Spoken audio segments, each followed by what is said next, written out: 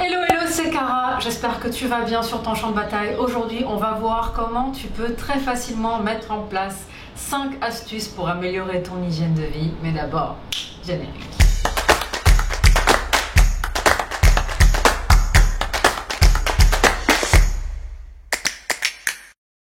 Cette vidéo m'est venue à l'esprit, m'a été inspirée parce que au final, on n'a pas vraiment besoin de se prendre la tête quand on commence, quand on cherche à commencer à changer son hygiène de vie, quand on se dit qu'on voudrait perdre un peu de gras, se sentir plus en forme, se sentir plus en paix avec soi-même, quand on voudrait tendre vers une version, comment je pourrais dire ça, plus saine, plus en forme, oui.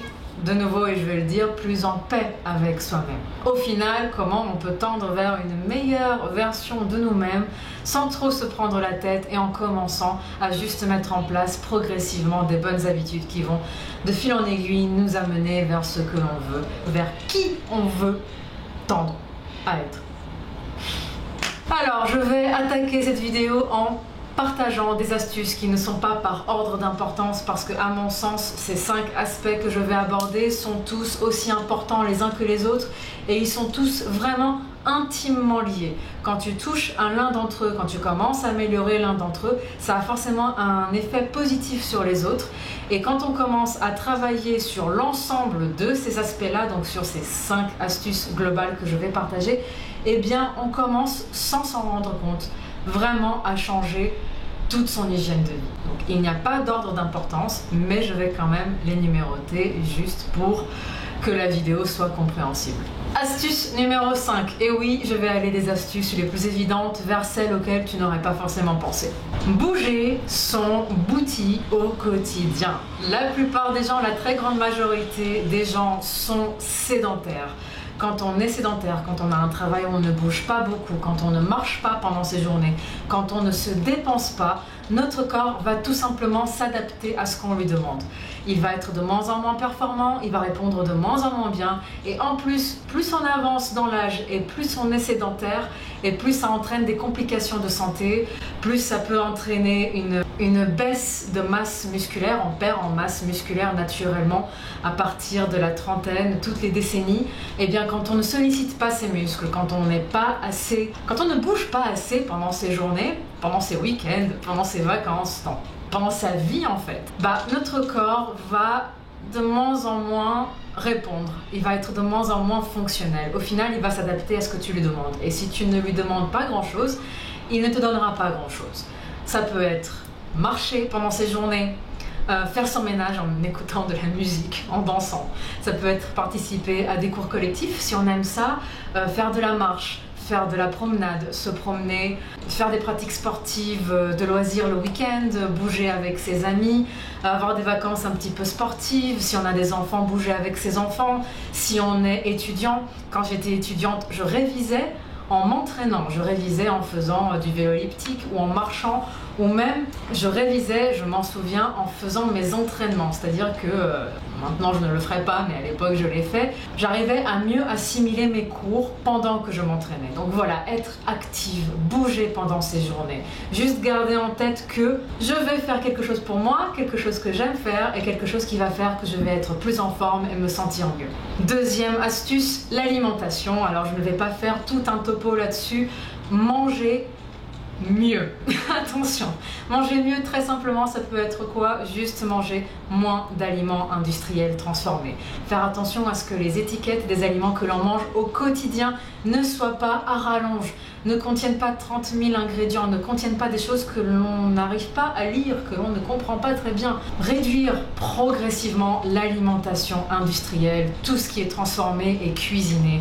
Se faire plaisir, manger des aliments sains, avoir des assiettes colorées, manger des fruits, manger des légumes. En fait, se faire kiffer et se faire plaisir sans se dire que ça passe forcément par des aliments qui vont être très salés, qui vont ne pas forcément être de très bonne qualité, par commodité ou parce qu'on pense ne pas avoir le temps. On peut cuisiner très rapidement, on peut vraiment y prendre goût et réapprendre le goût des bonnes choses et le goût des aliments, se débarrasser du trop de sucre, trop de sel, trop de gras qui sature nos papilles et qui fait qu'au final tu as l'impression que tu vas te faire plaisir et que tu vas te faire kiffer, mais qu'au fond tu es juste frustré parce que tu n'obtiens jamais vraiment ce plaisir que tu recherches dans l'alimentation industrielle transformée. Parce qu'au final, tous les exhausteurs de goût, tout ce que l'on met dedans va exciter tes papilles mais va aussi les endormir.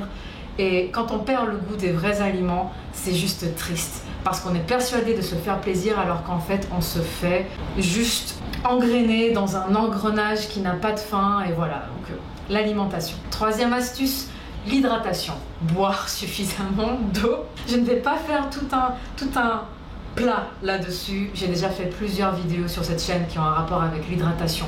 Ça a un impact positif sur tous les aspects de notre quotidien. Sur nos niveaux d'énergie, sur la rétention d'eau que l'on fait. On pense avoir du gras à perdre alors qu'on est juste pleine de flotte.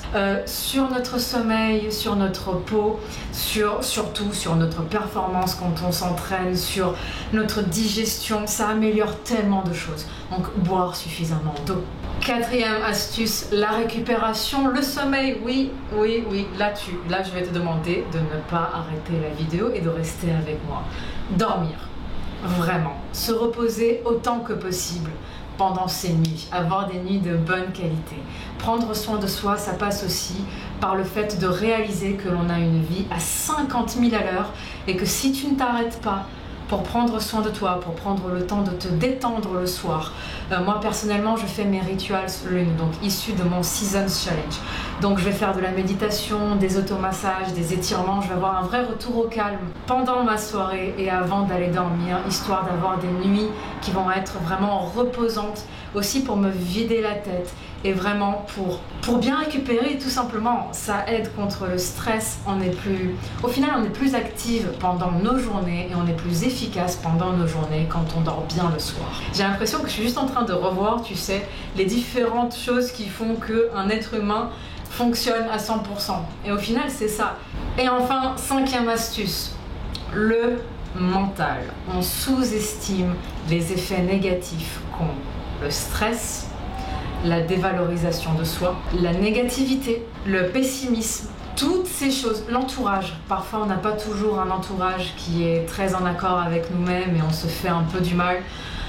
On voudrait aider les gens qui sont autour de nous alors qu'elles sont déjà en train de mener leur propre bataille. Enfin, je pense que tu comprends à peu près où je veux en venir. Toutes ces choses qui gravitent autour de nous mais aussi dans nos têtes font que l'on n'a pas toujours une très bonne hygiène de vie. Parce qu'au final, le mental aussi fait partie de notre hygiène de vie. On a un corps, on a un physique, on doit prendre soin de lui parce que prendre soin de lui c'est prendre soin de nous, mais au final prendre soin de nous et de notre mental c'est aussi prendre soin de notre corps. Tout est vraiment lié. Donc cinquième astuce, travailler sur soi, faire des introspections, s'apprécier à sa juste valeur, chercher à vraiment s'aimer pour qui l'on est avec ce que certaines personnes considèrent comme des qualités et des défauts mais que moi je considère juste comme des caractéristiques. Être juste la personne que l'on voudrait être et travailler sur nous-mêmes. Donc voilà, ça c'était pour la cinquième astuce.